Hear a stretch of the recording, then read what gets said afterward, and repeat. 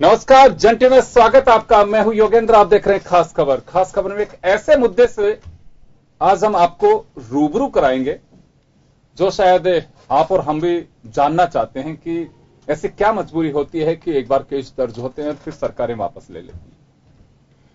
बड़े आंदोलन होते हैं और प्रदेश जाम होता है, गोलियां भी चल जाती हैं, पूरी ये कहें कि स्थिति बड़ी अजीबोगरीब स्थिति से गुजरती है। लेकिन उसके बाद राजनीतिक दलों की सरकार होती हैं और समय के अनुसार अपने मंसूबों को कामयाब करने के लिए उन केसेस को वापस भी ले लेते हैं। क्या बेनिफिट होता है इससे? पब्लिक को होता है या फिर राजनीतिक दलों को होता है? क्या फिर हम ये मान के चल सकते हैं कि कोई भी समाज, संप्रदाय, समूह प्रेशर बना करके एक बार कुछ भी हुड़दंग करेंगे और उसके बाद में प्रेशर बना के आपके केसेस वापस ले लेंगे? एक परंपरा सा बन पड़ी है हमारे यहां पे। तो हम इसी को लेकर के आज चर्चा करेंगे कि समाज में इसका असर क्या होगा। आप हमारा मजमून देखिए, फिर हमारे पैनलिस्ट हमारे साथ जो जुड़े हुए हैं उनके साथ हम चर्चा करेंगे। हमारे साथ विक्रम सिंह जी कांग्रेस नेता हैं, विष्णु कुलवाल साहब बीएसपी नेता हमारे साथ में हैं, और शिवचंद साहू साहब भाजपा नेता हमारे साथ हैं, योगेंद्र जोशी जी राजस्थान पुलिस सेवा के अधिकारी हमारे साथ हैं। सभी का स्वागत है। एक बार आप जरा सुनिए, फिर हम पैनलिस्ट से जुड़ते हैं। राजस्थान की वसुंधरा सरकार ने गुर्जर आंदोलन और 2 अप्रैल को दलित समुदाय द्वारा बंद के मामले को लेकर लगे मुकदमों को वापस लेने का फैसला किया है।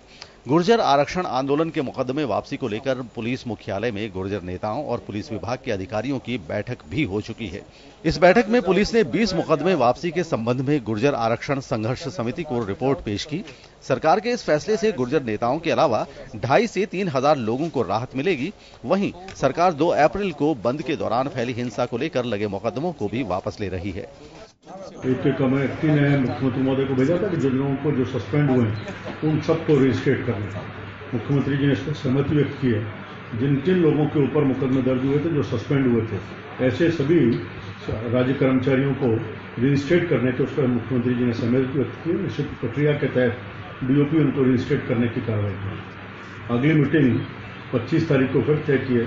हमने बाकी केसेस का और उन सबके बारे में कुछ जानकारी और नीचे से मंगाई, वो आने के बाद आगे बढ़ाएंगे। सरकार के इस फैसले की प्रक्रिया पर कांग्रेस ने सवाल उठाए हैं। कांग्रेस नेता सुशील शर्मा ने कहा कि पहले गलत तरीके से गुर्जरों, दलितों और राजपूत समाज पर मुकदमे लगाए गए, लेकिन अब सरकार वापस लेने का ढोंग कर रही है।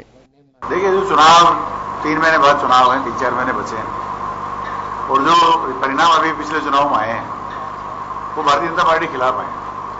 अभी जब वोटों की राजनीति है तो आपने मुकदमे लगाए क्यों? ये निर्दोष थे, इनका कोई दोष नहीं था, तो आपने इनको डराने धमकाने के लिए, इनको चुप करने के लिए आपने इनके खिलाफ मुकदमे बनाए। और अब आप जब जनता का दबाव बढ़ रहा है, समाजों का दबाव बढ़ रहा है, तो आप कह रहे हैं मुकदमे वापस ले लेंगे। तो ये व्यवस्था जो है, स्थिति चिंताजनक है कि सरकार का जो है कानून पर कोई भरोसा नहीं है और लोगों को बरकलाने के लिए, वोटों के लिए ऐसी बातें की जा रही है। राजस्थान की वसुंधरा सरकार के इस फैसले के पीछे जातीय समीकरणों को साधने का गणित साफ नजर आ रहा है। प्रदेश में 2018 नवंबर में चुनाव होने को है। ऐसे में सरकार किसी भी समुदाय की नाराजगी मोल नहीं लेना चाहती है, लेकिन सरकार के इस तरह के फैसलों से उस मानसिकता को बल मिलता है जो कि किसी तरह के उपद्रव को ही विरोध का स्वरूप मानते हैं। ऐसे ही में सरकारों को सोचना होगा कि क्या वोट बैंक के लिए इस तरह के फैसले सही हैं। ब्यूरो रिपोर्ट, जन टीवी न्यूज। चलिए, आपने देखा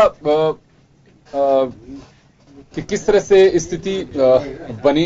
एक तरफ तो आप लोगों ने देखा कि गाड़ियां जल रही हैं, पब्लिक परेशान हो रही है, और दूसरी तरफ ये हालात जो है सरकार प्रेशर में, ये जातीय राजनीति का एक, वो कह सकते हैं कि एक इस तरह का अध्याय जोड़ रहे हैं हम कि एक बार आप प्रेशर में आप मुकदमे दर्ज करिए, शांति कायम करने के लिए करिए, या जो प्रोसीजर होता है हमारे लॉ का उसके अनुसार करिए आप, और उसके बाद में आप केसेस वापस ले लेते हैं, तो बड़ी एक अजीबोगरीब स्थिति समाज में बन सकती है। यही हम चर्चा करेंगे। और हमारे साथ योगेंद्र जोशी साहब जुड़ चुके हैं।